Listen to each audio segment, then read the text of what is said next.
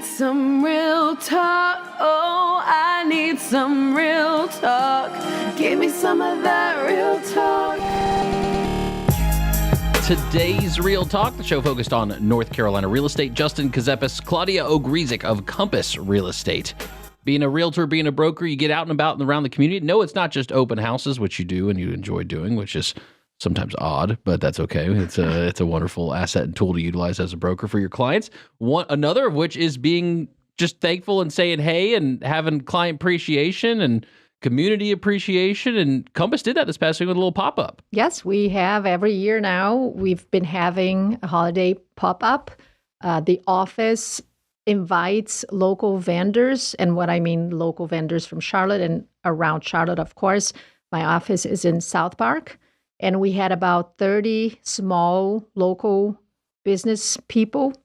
I actually had two of my invitees from the Lake Norman area. I had Bright Smiles in Davidson, who's now in Cornelius, and Victoria's Skincare. So they came with me and they were showing what they do. We had them, we had cookies, we had jewelry, we had crafts, we had people that do some charity work that's pretty amazing. And it was fun. I invited my clients. Many of the agents, of course, were there. And I even have my Grinch thing. So I had a little gift for my clients that came shop, say hi. So it was a fun event. And actually, it was very busy because after I did that, came home, pick up my in-laws, and we went, I don't know if you've ever been to, and now it's too late because weekend is over, but the Fourth Ward holiday tour in the houses. I haven't seen it, no. Oh, I love it. I've been there. There's one in the summer, one in the around Christmas or right around the holidays. And you pay about $50, $40, and you tour many of the houses that are decorated for Christmas. Oh, cool. And then each house has some kind of sponsor. So many times it's local wine, local, all kinds of local vendors. Usually it has to do with drinking. And they are giving you, but there's popcorn that's so good. They give you a little sample and then you get to tour the house. Pretty cool. I remember even during COVID, because we couldn't go, there was a yard tour. But now we are back to being able to see the houses. The inside of the house is decorated for the holidays now, and in the Fourth Ward, which is one of the neighborhoods I love about Charlotte. You tour houses all the time. You look at houses all the time. Yes. It's part of what you do on your day-to-day. What is unique, though, is the brokerage you've chosen, Compass. And so this concept, right, because of how pocket listings, which don't really exist, right, in essence, but are firm exclusives, we'll say. And you, though, have a place where you can meet with brokers as part of Compass and all that. So how does that work with being there, being here, and being able to work with all these brokers, but, in one central kind of place for a firm that's set up differently than most other firms are set up? It's amazing. And I remember when I joined, one of my realtor friends said, get ready because everything is about to change. And I thought, okay, whatever is it?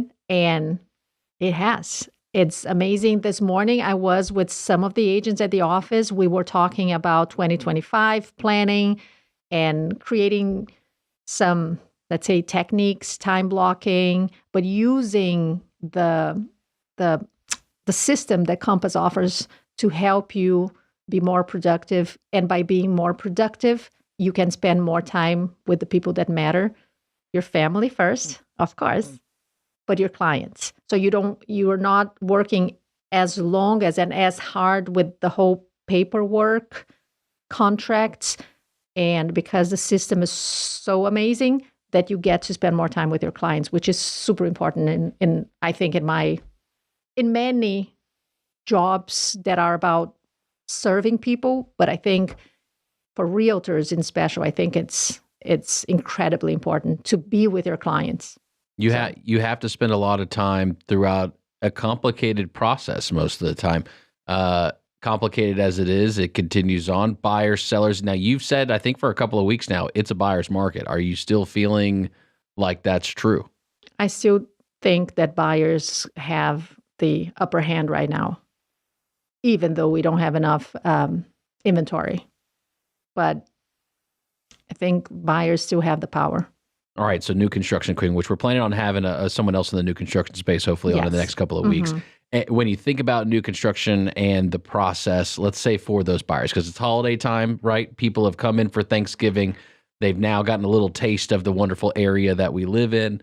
Now they want to come back and look. Obviously, options are slim pickings, maybe something more long-term. Hey, what about new construction in a new neighborhood that'll take 9 months for a builder to process? That's okay. At least we can secure what we want to do now.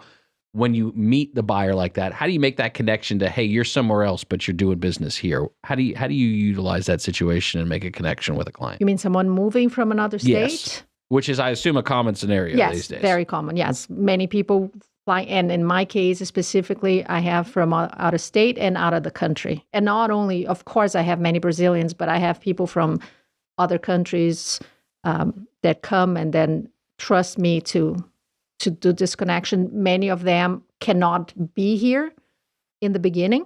So it's a lot of, again, spending time. Yes, we have to FaceTime or Zoom, but I think the, face-to-face kind of looking at your facial expressions and the way you, move and talk, I think helps creating this trust that you need. And then FaceTime, going to the houses, describing everything. I am very detailed oriented, and I think it helps a lot. I can be kind of a picky and a pain, but it helps because I'm going to say, hey, this house smells like whatever, or it's a little darker. I am brutally honest many times, but it helps because then people know I'm not just trying to sell a house. I'm not trying to rush someone into making a decision. But yes, it's been happening. I can say it's been working. I never push. I never, and not only if I don't feel good about the house, if I don't feel that the client is actually responding well to the house, I say, guys, this is not the one. And of course, it's case by case because some people are like, they need to move for job options. So there are times we have to kind of rush because the situation makes you do that. But usually I'm very open and say, you have to try your very best, and I'll try my very best to find the best possible house in your situation right now. So yes, you are in India right now, planning on moving a month from now. Let me try my very best to find, or from the Netherlands, let me try my very best. All right. So as we're coming up on the break, trust is a big factor in the transaction. And like I said, we're going to have some new construction guests hopefully on the next couple of weeks. But teasing to that, looking forward to the next couple of weeks. How do you build trust for new construction? I mean, my gosh, picking colors and all this other stuff. What a daunting process that seems like it can be. It can, but I would say, again, people that are moving and they're far away, they are likely buying from a builder that doesn't give all the options. It's kind of a standard. So the colors, the cabinets. People at a higher end, they'll come, they'll choose, and that's like they can travel and fly here to make those decisions. And people that can't, they'll find a kind of a more cookie cutter, to be honest. Hey, you could have made a decision to maintain the house. Claudia shared one with us, a tip, Maintenance Monday. We're going to talk about that one again. Something came up with it. Yes.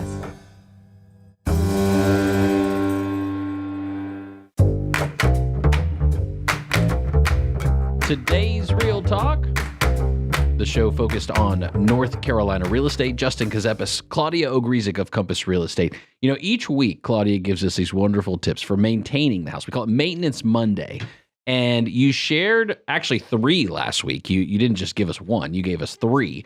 One of which, though, has come up even in the week since. Because the person is not my follower. So it only proves that people have to follow me and listen to what I say.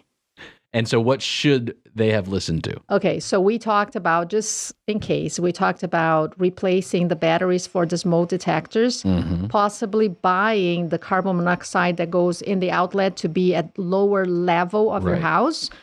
We talked about mice in the garage because now they're going to look for a warmer space. And we talked about winterizing your spigots.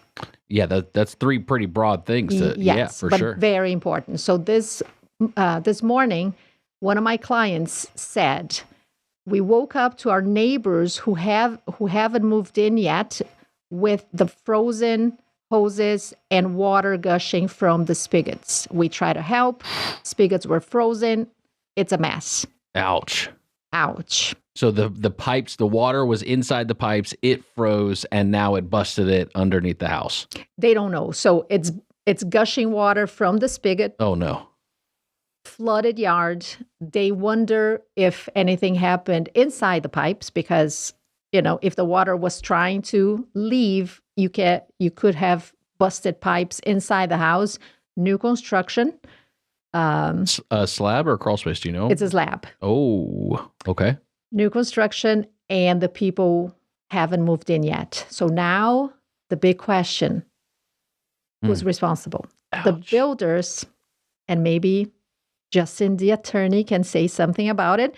So as people should know, once you close, the minute the house goes on, it doesn't matter if it's new construction or not, the minute the house goes on record, it belongs to the new owner, right? The buyers. Yeah. Now, in the case of new construction, many times they do leave the hoses because they plant, they seed the yard, whatever. So they leave the hoses watering the yard for maybe 2 or 3 days after closing. And then the landscapers come, take the hose, and then it's on you. It's actually on you the second you close. But anyway, many times builders leave the hoses to be nice. But now what happens? These people closed on the house, I don't know how many days ago. We had a freeze. Builders still had their hoses in their house. Then there's a pipe that bursts. Who's responsible for it? Yeah, so there's going to be pain on both sides. There's something too to realize here is once the deed records, and assuming we're talking about North Carolina here, that we are. You can't take it back. Like there's no return policy on the house once the deed records. That's and especially if there's a loan involved, signed paperwork on a loan, the deed of trust was filed simultaneously to the deed. So the buyer has got to deal with the mess. I mean, there's no turning back on that at this point. If the deed is recorded, there's no turning back. Now, the leaving the hose in, and if it was the builder and it was on, and negligence, of course, all this kind of stuff, right? Big fancy legal terms. It's going to be the builder's cost to bear ultimately. But here's the practical side. Depending on how nice the builder is to the buyer and what's the relationship like, and is the builder going to make the buyer fight for it? Insurance is probably going to come into this. Builders, especially, this is an advantage of new construction, or the warranties that are typically involved. Yes. And most of the reputable builders will give you like an additional layer of a warranty. Popular companies that exist out there, First American, 210, you'll see all these other ones, right? There's a bunch. But it's a process, and it's going to likely take, just again, purely because the ownership of the property is titled now in the buyer's name. Going to have to be the buyer that initiates everything. All the claims are going to have to be under them. It's hard to see that not being the case unless the builder just takes the full brunt of it. 100% our fault. We are filing with our insurance. They will take care, and they'll just be in touch and tell you what you need to do. Yeah, I asked my client to keep me updated because now she's like, I feel so bad. We want to help. We're calling the builder, the sales rep, everyone to see if they can come in the house, because once the same thing, when you buy the house, they change the key lock so nobody can access the house. So if that happened and they can't find, where is the buyer? Well, and so this is also when we're talking about representation, because everything's good while it's good with the builder. The house is getting built the way you want. You're getting the finishes, the features you want. You're getting the closing on time. Even X number of months after closing, the house hasn't fallen apart, and you're still believing in the quality and the concept that the neighborhood you live in. But if you're the builder, it's after closing, funds have transferred, titles transferred, and you're getting an immediate call that it's a really bad scenario, you're probably not quick to just run in the house, because then it becomes, and builders know this, it's a game of numbers. You get enough volume of deals, you end up having some go sideways. There's a blame game that happens, and you start going in and touching things, and your insurance is going to tell you, don't touch anything. At this point, if they're saying something's bad, don't touch it. Not until everyone gets looked at, checked on, and all that. So again, it becomes a process, and because the title is transferred to the buyer, unfortunately, part, it's not a short road, unfortunately. If the problem is as big. Now, hey, maybe it's just as change the cap, call it a day. Mm-hmm. But when you're on the slab. Yeah, but it's yes. And it's crazy because she's like, we want to help. We want to be good neighbors. We wish we could access the garage or the house to see if there's any damage or to shut off the main. And she's like, I don't know who they are. And now hopefully the builder will be nice enough because yes, it's on the buyers. But yeah, I think it's a super gray area to think it's my house, but you left the hose and you forgot to remove the hose when you knew there was a freeze coming. This is in Troutman, by the way, so kind of. It's a unique, again, and when I say unique, I don't mean in the positive sense. I just mean it's an anomaly as far as this situation happening, but it does happen. Yes, I was talking the other day, I think about HVAC. I was super lucky because my buyers bought the house from an agent, which usually is a good thing. If you're dealing with a house that belongs to an agent, usually the agent is going to be fair. We know how it goes. We do, we have all the set expectations, kind of know how people behave. We had a final walkthrough. Everything was fine. Went to the attorney. House goes on record. My client starts moving in. She calls me. She's like, the AC is not working upstairs. And the house was cold in the morning just before we headed to the attorney. Everything was fine. She's like, I can't make it work. I go to the house. We try everything. There's no way. Call HVAC company. They're like, no, it's dead. And then I'm like, oh my God. And it was summer. It was like 120 degrees inside the house. Exactly when you need your HVAC. Exactly when you need. And I'm like, oh my God. And she's like, it's on me, right? Because we came to the walkthrough. It was working. I'm like, yes. But I said, let me call. It doesn't hurt. So I called the former owner agent. I told her, she's like, I'll replace it. Wow. I know. Wow. I know. I was like, I told my client, I'm like, thank her for the rest of your life because I doubt many sellers after recording. I'm like, goodbye. I said, I don't think many agents or many sellers would ever replace the AC. So she got a brand new upstairs AC because she was lucky with a fair. She's like, I feel bad. I know it happens and I know it's part of the deal. Like it closed. It is what it is. I'm not going to do that. So we were very, very lucky because it literally broke maybe 2 hours after we closed on the house. It can happen. And Pretty that's amazing. The thing, when you look at a property these days, how much emphasis is getting put on the age of the mechanicals, like your HVAC compressor outside or we're in the garage or the water heater in the garage or in the attic, and looking at these appliances and making sure, hey, do you understand this is a 15-year-old appliance? Right now in the market, it's $15,000 to replace an HVAC unit. Are you okay with it? Are you prepared for that? We need to write our offer going into this, knowing that that's a possibility. How are buyers responding to that in the market right now? I think, again, if you have a good agent preparing you, yes, they are asking for either, it all depends on, I think, the buyer's financial situation. For them, it's better to try to negotiate a lower price point of the house, and then they'll wait until the system fails. And some people need the seller to take care of it, or some people need or prefer to get the price, whatever, $20,000 off the price.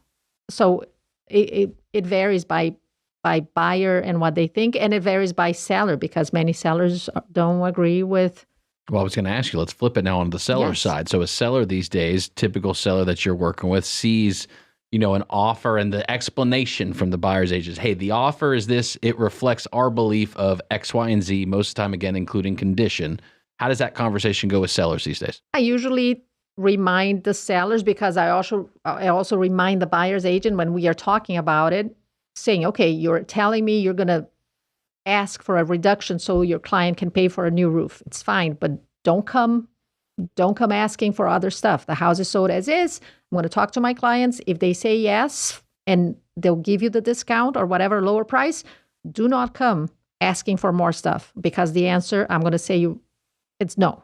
I sold a house not long ago. We did that, and it was fine because I talked to the agent. I said, I agree with you. Everything was original in the house. And I'm like, I get it. As a buyer agent, I get it. But if my client agrees, make sure you do not ask me for anything else, because you are getting, the expensive system. I think it was the money for the roof. I'm like, don't come ask me for anything else. So roofs aren't cheap either. It's all about setting expectations, I think. I'm going to set an expectation. Up next, more fun. Sure. Gifts. Let's talk about gifts.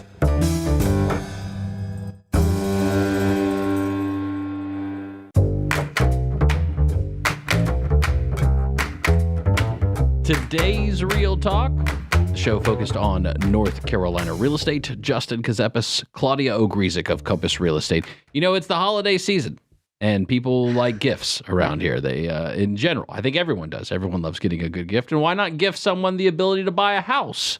And that's not while it might sound funny, it's a real thing that you can gift money to someone, family member most of the time. I'm sure there's some rules that we're going to get into here to help them buy a house. And do you have any experience with this? You ever seen this? Ever thought about it?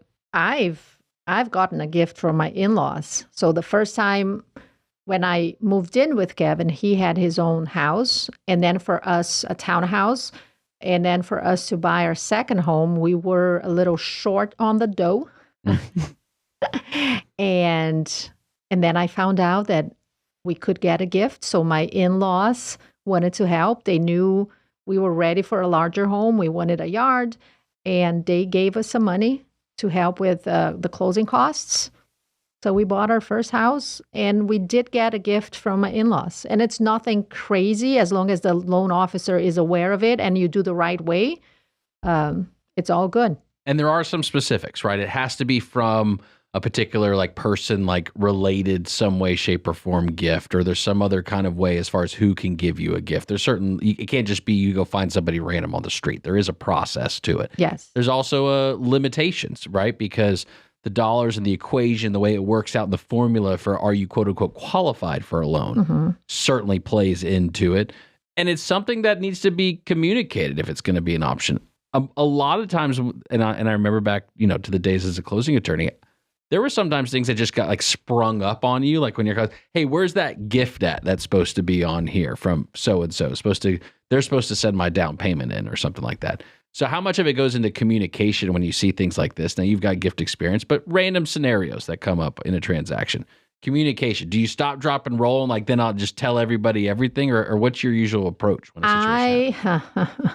Again, being me, I want to make sure people understand, because I do think that sometimes, and not on purpose at all, but I do think that sometimes loan officers don't really, because it's something they do so often that they don't think that some people might not understand the language, or they don't communicate, because people communicate in different ways. So people are very technical, some people are more artistic. So you have to understand. So to make sure people understand, I even kind of ask if they understand how it works. For instance, if you get a gift, very important, the person who gave you the money will never get that money back. So it's an actual gift.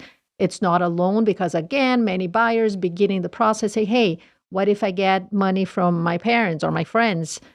I'm like, you can as a gift, but no, it's not a loan. You cannot get a personal loan. You cannot get a loan from your family. So if your parents are willing to give you some money to help you, awesome, as long as it's an actual gift and as long as you don't plan or they don't plan to get it back.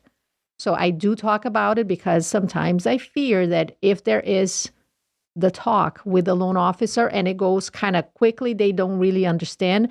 And I do think that sometimes, not all, but some loan officers forget to mention that, especially first-time buyers, they forget to mention that this is a possibility.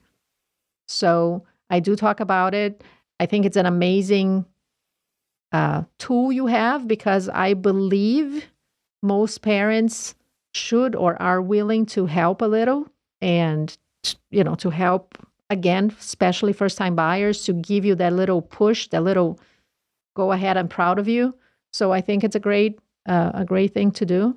Again, as long as you're not, and as long as the money doesn't come from like the mattress, because the loan you can get approved, then it goes through underwriting, and if you got the an amount from, let's say, your parents, the underwriter will ask about the money, where it came from. So your parents will likely have to give their bank statements, because loan officers, and I tell people this is nothing personal, it's nothing against you, they need to make sure all the money was earned legally. So as long as you can prove that it's legal money coming from an actual person with whom you have an actual real connection, it's all good.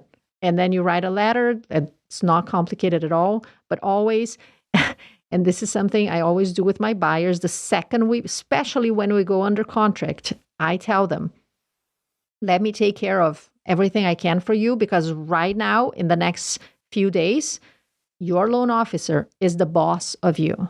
So I am going to be, in the back, making sure everything happens. I'm going to let you know what's next, and I'm going to take care of it, and just inform you always in a timely manner what's next, because now we have to get you pretty much clear to close. This is the most important thing. I'll take care of the rest. You focus on the loan officer, and also don't go buying things without asking the loan officer. Like, go to the supermarket, gas station, nothing crazy. Anything else, check with your loan officer first. I'm very demanding. It seems like you got to have the right people to support you, because you say something like, oh, it's not complicated to you who does it every single day. And you also assist people with the process in the sense of, hey, you're going to make sure, well, you can't fill out the forms the lender needs, but you're going to make sure, hey, did you talk to your lender today? Did you make sure everything's good? Have you communicated what's going on? I remember them saying this. Are you okay with that? And you get to these specialized things in the transaction. How important is it for you to monitor like your other vendors, right? Like your lenders, like your people you're referring. That's gotta be like some amount of time you got to spend making sure that they're doing what they're supposed to be doing. Yes, if I had to guess. And if you had to guess. And this is, I think, a great thing about me. I am great at multitasking. So I do check, and I keep people, on their track to make sure everything is working the way it's supposed to, so we can get to the closing table and have a smooth. And I do as much as I can to make my clients focus on what they need to do, right? Which is, again, finished whatever they need to finish to get the loan approval. Pack, even though there are companies, and I always say, do you need help packing? There are companies that can help you. Let them know about the cost and everything. Always tell them, see if you are a busy person, why not pay someone else that is a professional, so you don't have to deal with like finding boxes and packing. And so anyway, I try as much as I can to sellers and buyers to take the load, because it is stressful. It's fun, but when you find the house and you're getting ready to move, it's pretty stressful. So I do as much as I can to remove all the stress and let them just, make it as easy as possible. Okay, so helping them work through the process seems like the noble thing to do. Are sellers as needy as buyers in walking through the process? Sometimes, yes. They are because the buyers have the excitement of a new home, but the sellers have sometimes, instead of the excitement, they are so connected to the house that it's kind of painful for them. So I have to be there and kind of like, make them see that the next house will be amazing and bring new memories. And so many times I think sellers get more emotional. Buyers get excited, sellers get emotional. You seem like you're a pretty good judge of character. When you're on, like, let's say the seller side, you're the listing agent in it, and you've got a buyer side who seems like things are getting a little squirrely. Like, we're asking questions about dates, hey, is everything lining up? Is it okay? You start getting that smell out there of, wait a second, something doesn't feel right in this. How hard is it to like hold back from the seller? Because you want to respect the other side, yes. right? You don't want to say anything or jump to conclusions. Yes. But how's that dynamic like for you when you run across that? again, I think I'm lucky that I'm good at reading people and knowing how to set expectations and even calm them down when they get, because of course, and some people are super, they believe everything will go wrong no matter what. You can have a smooth transaction, and some people will think, oh no, it's a sign that something bad is going to happen. So again, I think I'm pretty good at calming people down and avoiding talking about things that I can solve without them knowing, kind of, to help them during the transaction.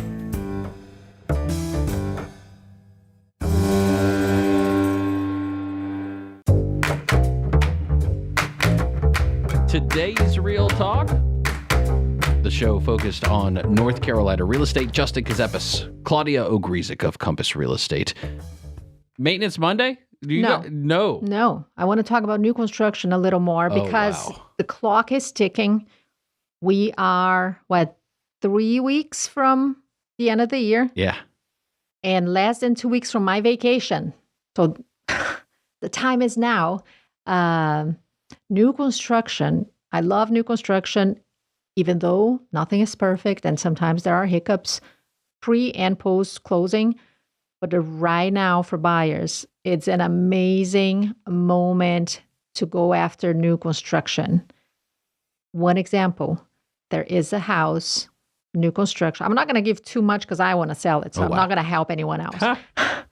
But new construction in Davidson-ish.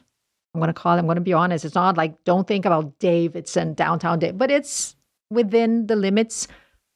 A little over 500, by the way. Yeah, 500-ish. We talk about it every week. It's an important benchmark, I think, in pricing. 3.99 interest rates the first year, 4.5 the second year, and then 5.99 for the remaining of the 28 years, which is pretty amazing. Closing costs, including.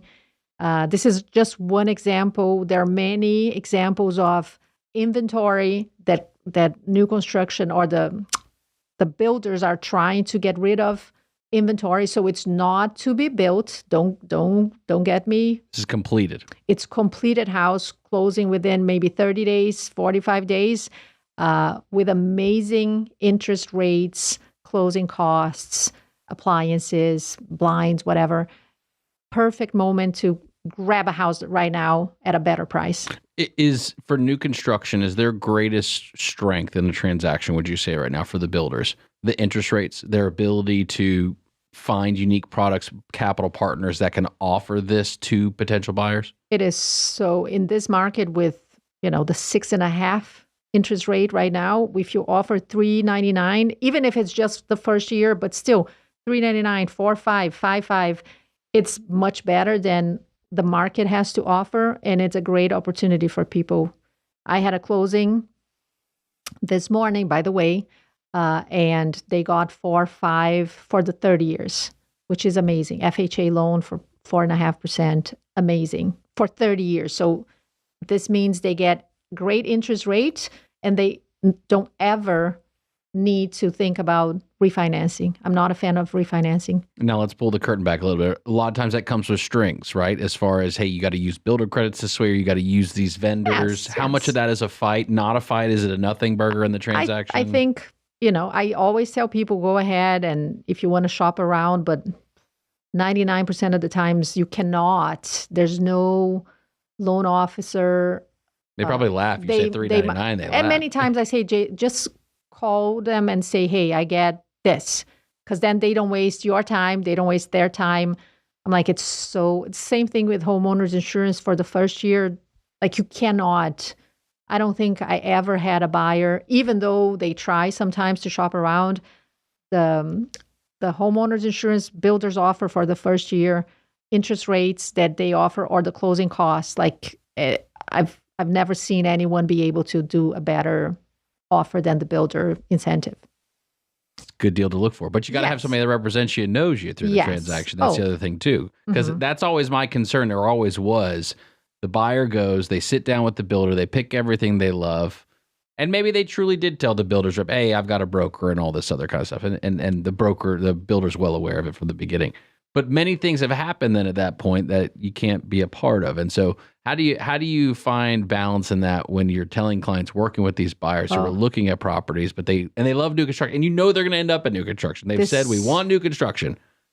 This is one of the hardest things to make people understand, that for you not to have representation doesn't mean you get a better price or more incentives, because we know how much to pressure the builder. The builder will talk sweet and feel and sound amazing, but your agent is the one that can really push the limit, and your agent is the one that will defend you if needed and protect you if needed. I have a private exclusive right now, amazing house in Huntersville, beautiful. And my clients, it was semi-custom built, like a higher end house. And it was a very hard transaction because the builder was pretty much at a certain time ghosting me and my clients, like not communicating, not explaining what was going on and why the delays, and it made no sense. And one day I went to the headquarters and I walked in the president's office. Oh my. Yes. And my client said, what you did what you did for us back then and what you've done so far, always making sure everything is good. Like one day there was a super strong storm. I think part of the siding, I called because the builder was kind of, what? Are you talking to me? I'm like, it's the warranty. Like, you failed, you come and fix it. He's not going to pay for it. So he's like, everything you've done to help us, I cannot imagine if I didn't have a professional on my side doing that. I don't know what would have done if I would have to wait 2 years for the house to be ready. Because he was like, you were fighting for us at all times and you made them finish the house with a little delay, but still. So it's so important. And that's the end of the transaction. So the beginning of the transaction, somebody, let's say buyer, calls you, first thing you tell them. What do you tell them? When we have the buyer consultation, I do explain the difference between resale and new construction. And I think I have to get better. I don't know if I have to put something in the car that will like block the car from going, because it's not too common, but it's still common that people call me and they say, hey, I know you told me not to go, but we were driving around. And I'm like, come on. I'm lucky that many of the builders know me. And it's funny because they should not want me working because they know I work. But many, not all, but many of the builders call me and say, hey, Bob and Anna stop by. You're good if they decide to actually buy the house. So come next time but there are builders that are super shady and super sneaky and say, hey, don't worry, I'm here to help you. You don't need an agent. Come on. I'm like, of course, because then if something goes south, they say, hey, I represent the builder. You don't have an agent. It is what I say, right? It's easy for the builder. So I beg people, don't do it. And I have had people that don't listen to me, that drive around, that buy a house, and then they call me and say, can you help me? I'm like, nah, not really. I mean, I help a little. I'm not right? But I'm like, I can't help you because I told you not to go. You chose to go without me. And I tell people, even if you drive by, give me a call. Maybe I'm available and I'll come and meet you right then. But don't fall for the, hey, just let's look at the model homes, because most builder reps are dying for people to do that so they can cut the buyer representation and let the buyer be on his or her own. And it's unique right now in the marketplace where traditionally there's been kind of two ends of the spectrum. There's either the track home neighborhood, let's call it, right? 100 plus homes. I don't like when people say that, right? I know. But the cookie cutter style neighborhoods, we'll say, which unfortunately that's what they look like in the beginning, but give them time. They'll have some character. Or you had the other extreme of single custom lot where you're hiring a builder for your custom build. But what else has now transpired into our marketplace, and probably more prominently in Charlotte, different areas like that, more than the Lake area specifically, like little mini pocket micro fill lots that are 3 or 4 houses, that it's not a full subdivision, it's not in an HOA, it's a standalone 3-4 set of units that as a cluster a builder can build at one time and go about. And it's smaller custom builders. Yes. How do you deal and manage that relationship and compared to the big tract home builders that, you walk in, you got the model home and all that kind of stuff? I think the larger, higher end, small pocket neighborhoods are much better to deal with. Even if people drive by, I think they like when the buyers have representation. I think they need that help because if you think about it, people are, it can be overwhelming, especially custom built home. It's so many details because then you can choose everything. So I think if the buyers have an agent, it actually helps the builder take some of the load from the builder and their workers and put the load on the buyer agent. And so they are pretty good about letting us know and telling people, hey, you're interested, good. Bring your agent, come with your agent, and we talk about it. So I think it's a different kind of, and they understand that the markets change, and they understand the importance of realtors and buyer agents. So they're not silly. They're not the track. There are, I'm going to call the track home builders. I've never personally dealt with them. Day one builders, buyer agents out because they want to kind of control the buyers.